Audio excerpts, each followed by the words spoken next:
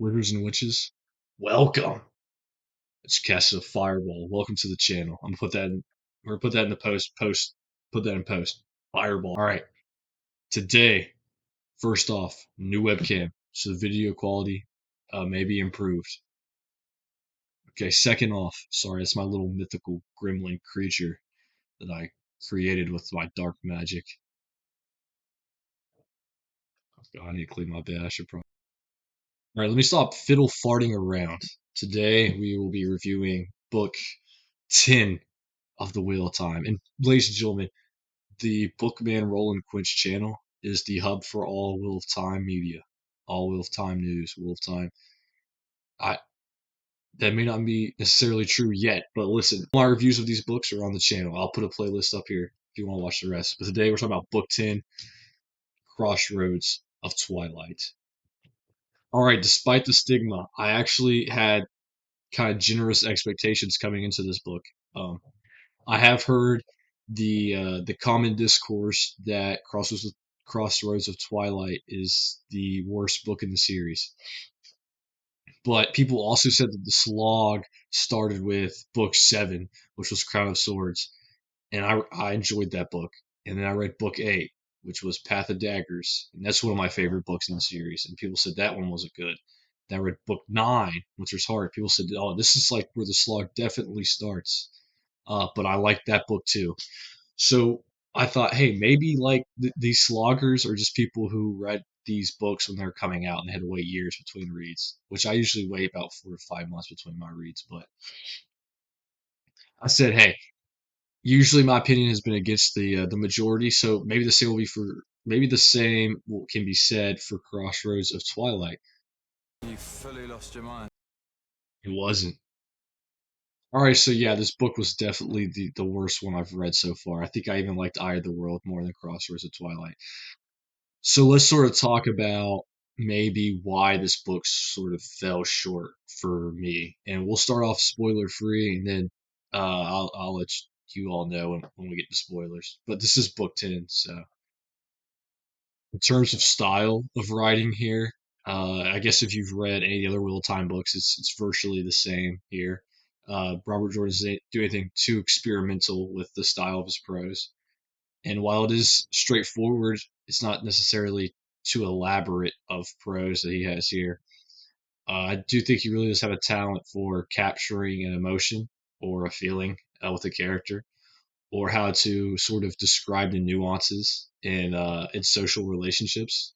I think he's pretty good at that, and he does that well with the sort of imagery he uses to explain people's outward emotions. Because let's discuss why this book sucks. Okay, so we'll just sort of maybe take it chronologically. Let's look at the prologue. The prologue is a very traditional Robert Jordan prologue. We get little tidbits of character movements that will be impactful probably 3 to 4 books later. We get introduced to a character named Ituralde, a general from Eridomon. I have already started Knife of Dreams. I've been reading that prologue, and from what I've seen there, I think Ituralde will be a pretty important player down the line. But I guess in the prologue, he seemed cool. We're being introduced to another new character, so that could also be a drawback, which I will touch on later down in the video.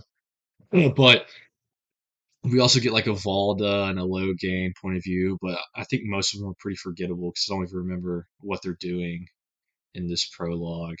So, I mean, Robert Jordan prologues are usually pretty decent.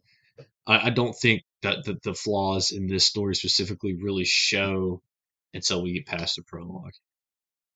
All right, so cutting straight to the meat and potatoes, I think the problem with this book is there's a lot of politicking in Crossroads of Twilight. Now, don't get me wrong, I'm a fan of politics. I love space politics. I love Dune, but we have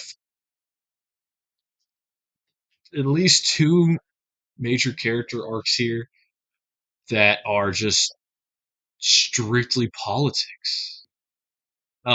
Yeah, Alea and Gwyn. They're basically the majority of their journey or the their chapters in this book is just them navigating the politics of their situation. I mean, I gotta be honest, I've kind of had it with the White Tower and all that politics, right? I mean, for them to be like such a stoic, underground, running the show type of organization, they seem kind of dumb sometimes. Maybe that's just me. Put down in the comments what you think about the White Tower and the Aes Sedai, but I feel they spend so much time getting in each other's way that it's really hard for them to accomplish anything. And I think that shows in this book very very well.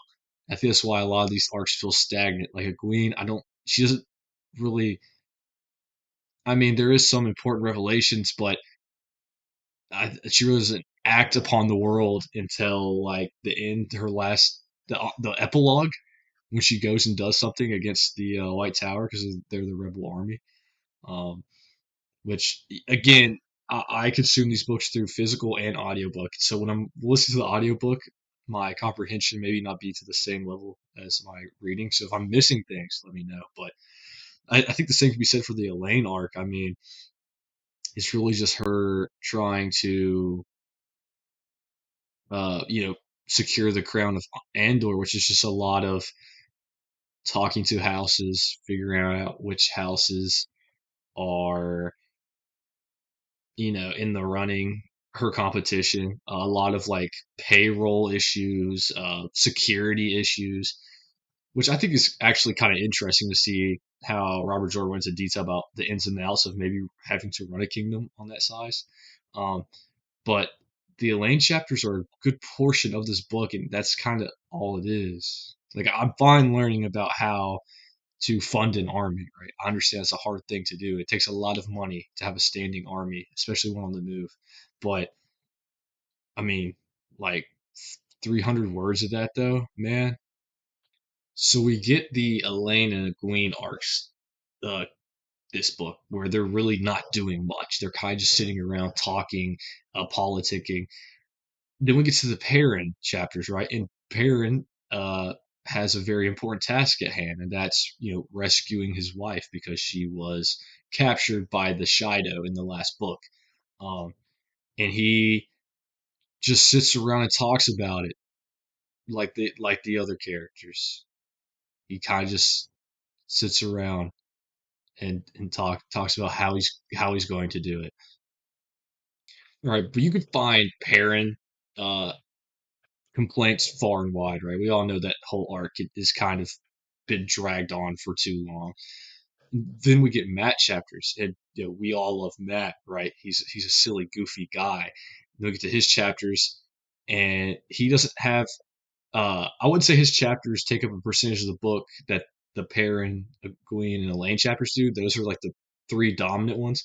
This is more of like a side one, a decently sized side one.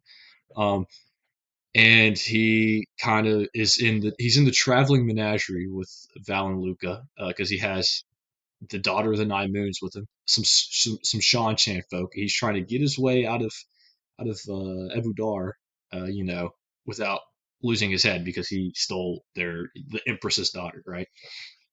And then this Matt's arc really just consists of him talking. I think you see where I'm going with this. Hell, even in the Rand chapters, and you guys know I'm a Rand fan. He's just talking, which I mean, I could, he did just do a incredible feat with the one power, and so he needs to recover or whatever.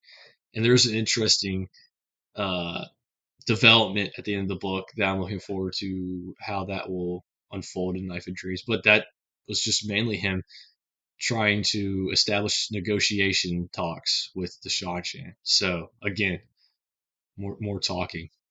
Also, we're still getting new character point of views this late into the series, which maybe that's why it's a 15 book series. But we get the point of view of one of the major royal Camelin players here. Uh, and again, I think it's cool maybe to get insight as to the situation that Elaine is up against on the other side. But I don't know if that necessarily is needed. I wonder if you cut that out and you leave it more ambiguous as to what Elaine's up against, maybe makes the threat seem more impactful. Because, spoiler, when we get uh, this point of view chapter from this new character, this Camelin character, we figure out that the other side is against each other as well, and they don't have it figured out. Which kind of makes it feel like, okay, well, Elaine kind of definitely has it in the bag to get the crown, right? Because what she's up against is infighting. So, and that's again, that's a part of the book I think maybe could be cut out uh, to make the pacing better. I think we get other new point of views. We have the Elida and that the White Tower, the people, the group of sisters who are trying to weed out the Black Aja in the White Tower, and you know, again, it's just there's a lot of storylines where not much physical action on the world is happening.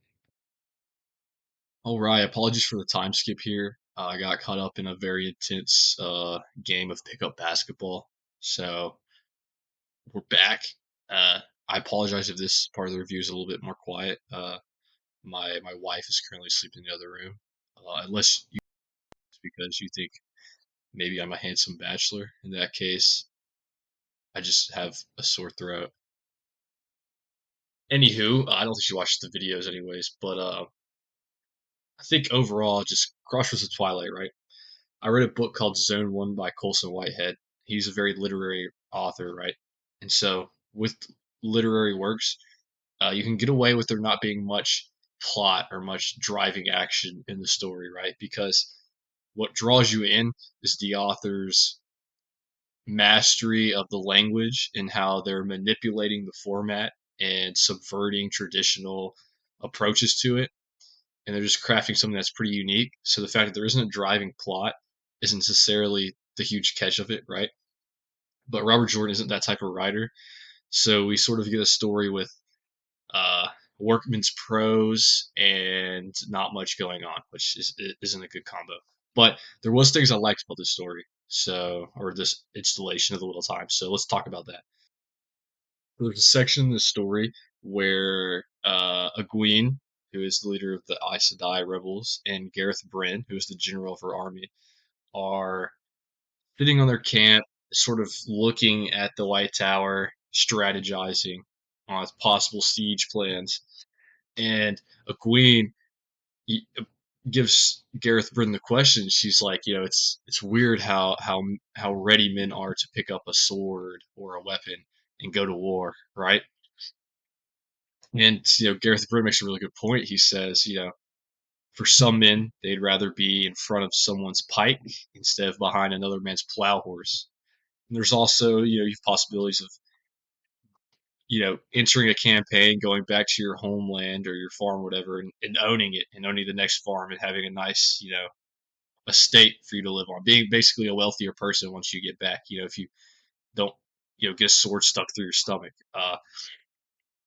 And that sort of talk there, I really enjoyed how, I guess, the discussion around the military. Um, I mean, Robert Jordan was a Vietnam veteran; he was part of it. But I see these discussions online where some people, and maybe this isn't a large majority of people, maybe it's just a small voice or a loud voice in a small room. Maybe I don't know if that analogy works, but people criticize some people for joining the army because or not the army specifically, any branch of the military, because we have the military has performed some things that maybe aren't some people on the outside are too fond of what they did, right? And they sort of align the people, the private who enlisted with these values. And like Gareth Britt said, you have to understand for a lot of these people who have especially grown up in poverty, this is their route to break a cycle of generational poverty, right? Because they can join a branch and they can make a good living for themselves. They get their housing paid for. They don't have to worry about food, and they can break that cycle and begin a family lineage with kids who will get to go to college for free, things like that. And so it's hard to take someone in that position and ask them to be like, hey, but they bombed people, which is terrible, right? But you have to understand from their situation, it's either you know like Gareth Britt said, they either pick up the spear and risk their lives for a better one, or they stay in the same terrible situation. And so I think I like how nuanced of a take that is, and how even that's something even today that still rings true, that did take place ages ago, and it still takes place now. Uh, Again, this circular notion of time, right? The wheel of time. See that connection I just made? Stay on the military topic, or warfare. There is also, I like to parallel here, that happens in the book that could maybe be allegorical for what happens in our world, right?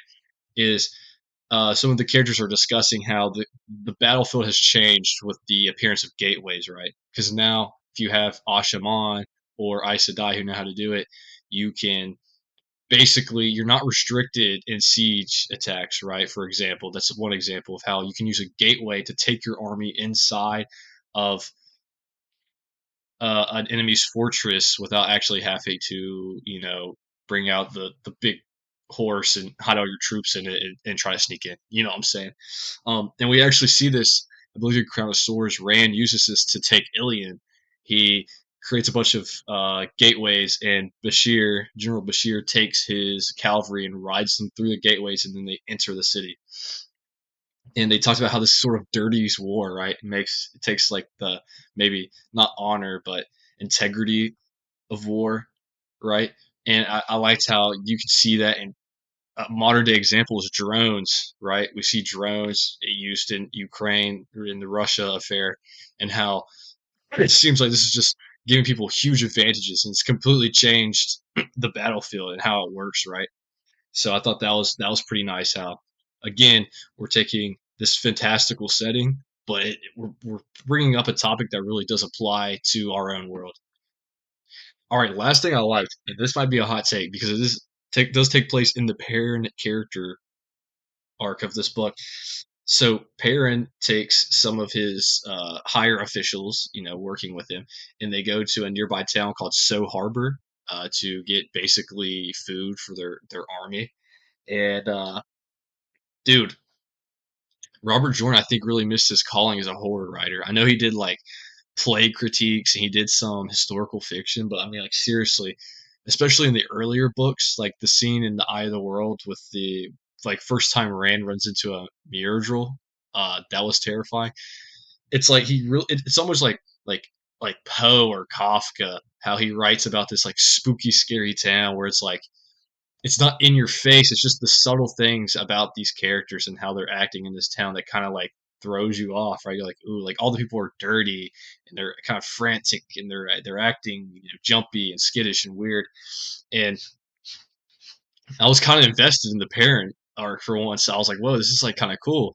And like, did Robert Jordan confirm ghosts being in the Wheel of Time now? Like, is this the Dark One's like him touching into the world more now that we have like ghosts? Because like these people see ghosts, and I think later in this book, someone else sees a ghost, like in the Matt point of view chapters. So ghosts are in the Wheel of Time, which there's also time travel. So, but yeah, no, the way he like creates this atmosphere around this town, it was pretty spooky. I liked it a lot. Overall, though, Crossroads of Twilight, it was a miss. It was a dud. It's just it again with these Wheel of Time books. Look at Lord of Chaos, for example. I'm one of the minority that thinks that like that's not even really my favorite book. I think it's all right. I think it's carried heavily by the ending. What happens in the ending, right?